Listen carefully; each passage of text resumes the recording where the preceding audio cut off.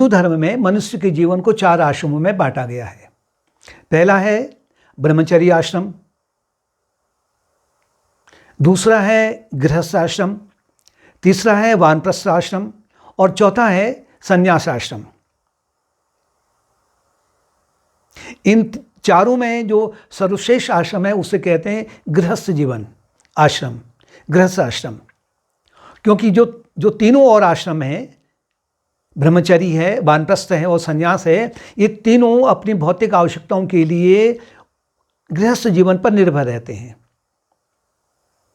और जो वानप्रस्थी भी है वो भी गृहस्थ जीवन से ही निकला हुआ है।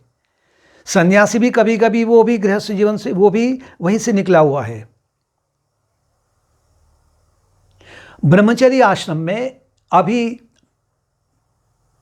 युवावस्था रहती है, शरीर में स्फूर्ति रहती है, उत्तरदायित्व तो ज़्यादा नहीं रहता है, तो उसके लिए जो शिक्षा है, दोनों प्रकार की शिक्षा, जो व्यावहारिक शिक्षा है वो भी है और दूसरा की नैतिक शिक्षा के अनुसार में जो आध्यात्मिक शिक्षा है, यहाँ से उसका श्री गणेश होने लग जाता है। अगर वो एक योग्य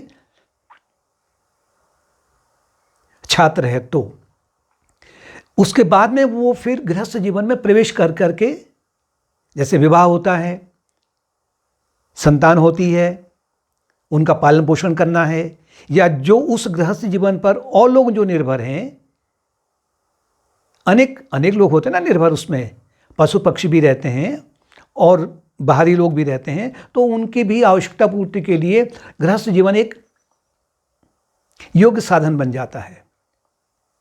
और यहीं से वो अपनी, क्योंकि जो गृहस्थ जीवन में वो अनेक प्रकार की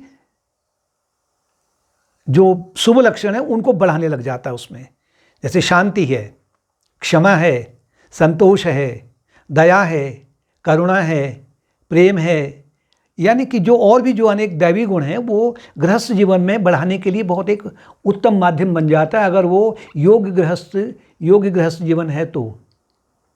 और इन्हीं लक्षणों के साथ में, इन्हीं सद्गुणों के साथ में फिर वो अपने आप को वानप्रस्थ आश्रम में प्रवेश कर देता है। उसके बाद में जो चौथा आश्रम है वो संन्यास आश्रम, वहाँ जाके फिर वो अपने सभी प्रकार के आसक्ति को, शरीर की भी आसक्ति को त्याग कर करके केवल एक परमात्मा में ही उसका ध्यान रहता है।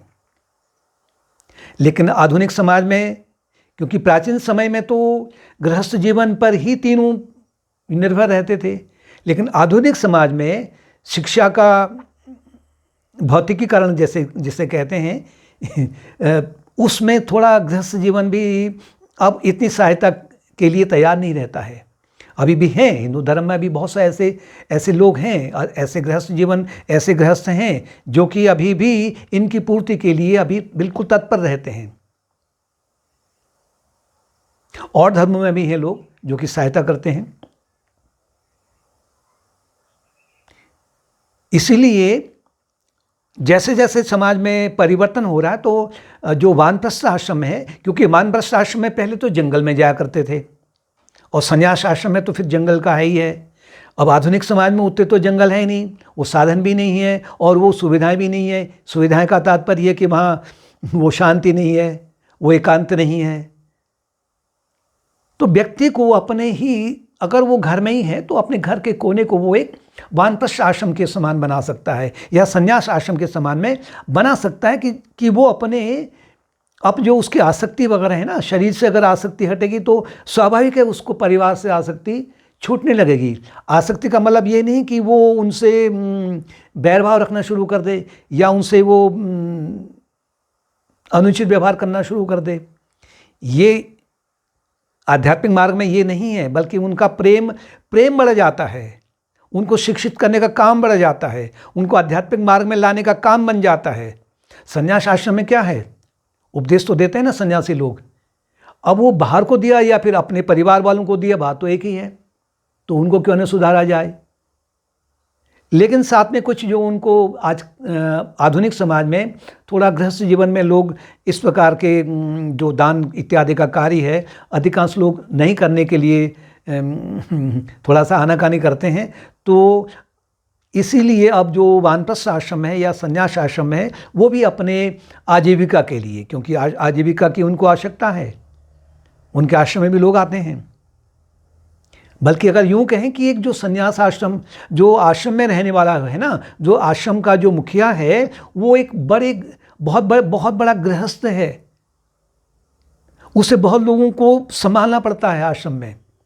एक गृहस्थ जो है अपने परिवार को नहीं संभाल पाता है 3-4 लोगों को, तो सन्यासी को तो अपने आश्रम में बहुत से लोगों को संभालना पड़ता है, जिससे कि वो अपने मार्ग से विचलित न हो पाए और